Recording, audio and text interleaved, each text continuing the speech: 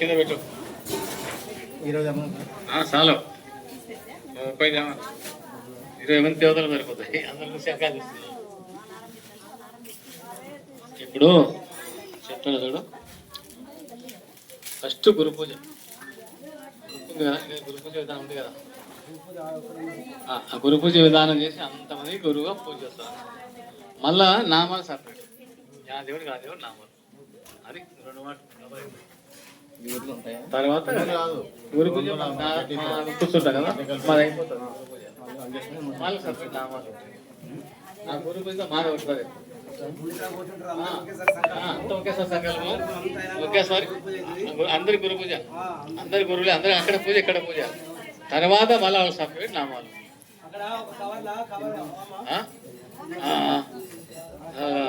30 తీసుకో, 30-40 తీసుకో అవుతుంది. మళ్ళీ ఎవరు వచ్చేటారు, మళ్ళీ టెంకాయ అంటే మళ్ళీ కొట్టేసి మళ్ళీ యాద వస్తుంది.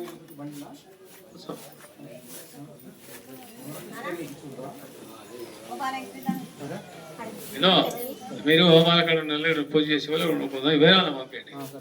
ఇక్కడ పనులు ఉంటాయి కానీ తట్టలు, ఇక్కడ తట్టలు ఏర్పాటు చేసుకోండి, పాద పూజలకు నీళ్ళు ఏర్పాటు చేసుకోండి, చెంపులు పెట్టుకోండి, ఇంకా పళ్ళు ఉప్పులు ఏమైనా పంచామృతాలకు సంబంధించి ఏదో పెట్టుకోండి. ఆకులు మొక్కలు తమలపాకులు, ఆచమనానికి పాత్రలు. మళ్ళీ గురు పూజ గౌరవించుంటారో చూడాలి. అందా స్వామి బుక్కాపురం శంకరనాథ స్వామి వారు రాండి, నీకు పూజ చేస్తామరా. నాకు తోడు ఉంటాయి, అయిపోయి తీసారు. ఆయన కూడా పూజ శాస్త్ర ప్రకారం ఉంటుంది. వచ్చినా దేవుని వారి సమయానికి ఎవరు వచ్చినా అతిథి దేవోభవ. కూర్చో.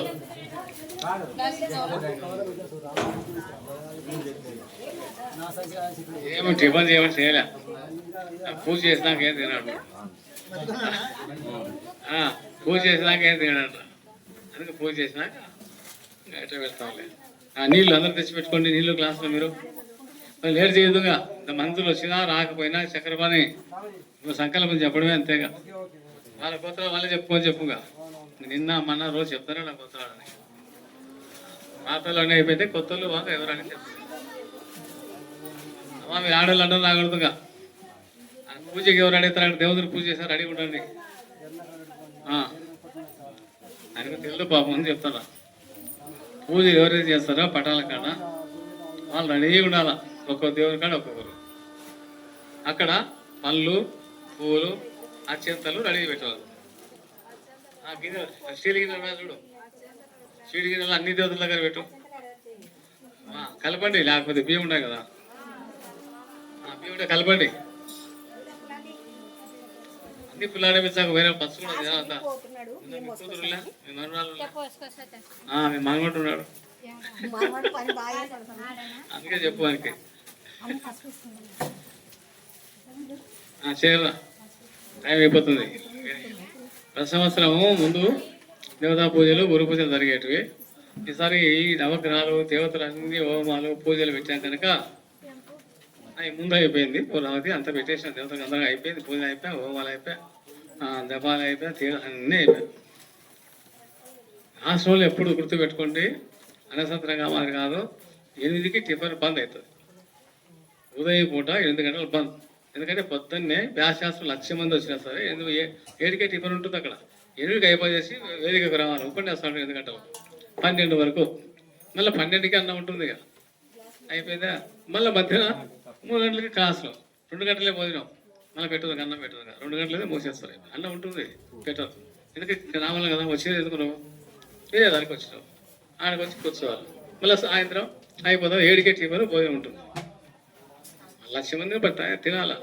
ఏదైతే మళ్ళీ అయిపోవాలి. ఇంకా పనికాలం బాతకాలు కొట్టకూడదు, లైట్లు ఆఫ్ చేస్తారు. మనసాగుంటుంది.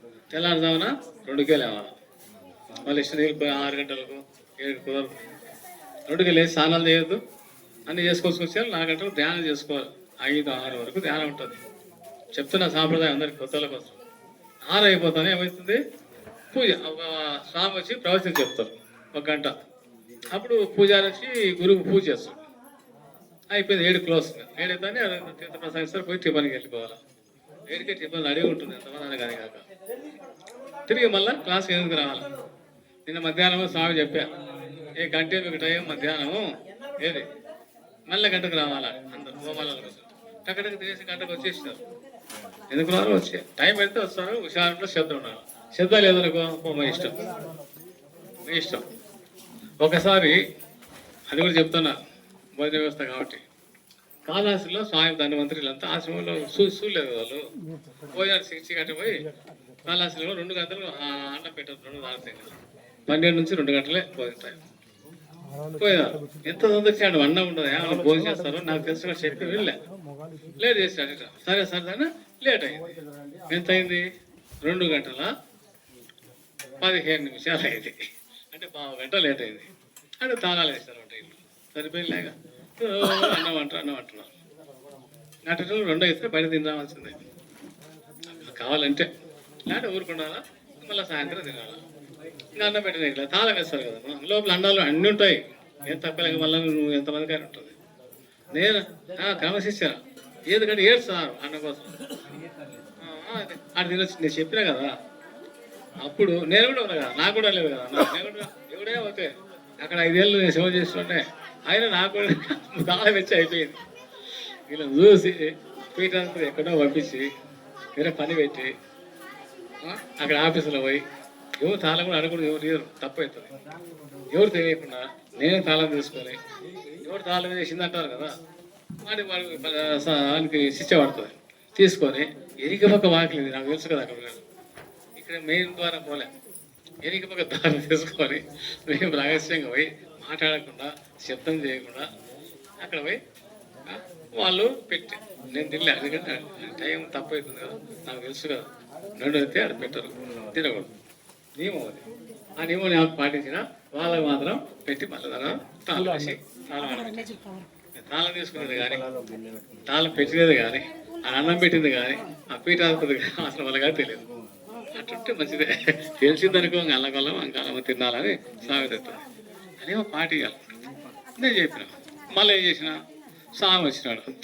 స్వామి ఇట్లా జరిగింది చెప్పాలి కదా, చెప్ప తప్పైతుంది. మీరు లేరు, మిమ్మల్ని అడదాం అనుకుంటే కాబట్టి ఇప్పుడు వచ్చారని చెప్తాను విషయం. అంటే నేను లేకపోతే అయ్యా నువ్వు ఉండవు కదా అని, అందుకే స్వామి నేను ఉండవు కాబట్టి ఇట్లా చేసిన అంటే నవ్వుతున్నాడు ఆయన. ఆసం మొదలు పెట్టడానికి ఎప్పుడు 2 గంటల తర్వాత తాళం తీసి అన్నం భోజనం చేసేది లేదు, ఎవరు పెట్టింది లేదు. నియమం అది. మరి నువ్వు ఎట్లా తింటావా నీకు తెలుసు కదా, అందుకే స్వామి నేను తినలే అని చెప్పిన. నేను తినలే కదా, నేను తినలేదు స్వామి అని చెప్పిన. నిజంగానే మరి తినలే. అతిథులు దేవతలు కదా, పెట్టా అంతే. నేను పెట్టాను. భుజం తట్టి అయ్యా నీ ధైర్యం మాకు రాదులే, మాకు భయం ఏం చేయాలంటే మంచి పనికి భయపడాల్సిన అవసరం లేదు. కాకపోతే అది సమయం పద్ధతి పాటించాలా. అసలు చాలా నియమాలంటే 3 గంటలకు లేవాలి, చాలా కష్టాలు చెప్తే మీరు భయపడతారు సార్. నీకు వద్దు, నీ సాయం వద్దు, నీ ఆశ్రయం వద్దు, ఎవరు కూడా వెళ్ళి ఆ పోగడ మంచిగా కొంతమంది సోమరులు పైకి వాళ్ళలో పాపాత్మలు, అదే పనికొచ్చే వాళ్ళు పుణ్యాత్మలు, వీళ్ళు ఎవరు అనుకోరు. అదే అట్లాంటిదే మాకు కావాలా, అదే చూడాలా, అటువంటి చూడాలా అని వాళ్ళు నేర్చుకోవాలి, తెలుసుకోవాలి.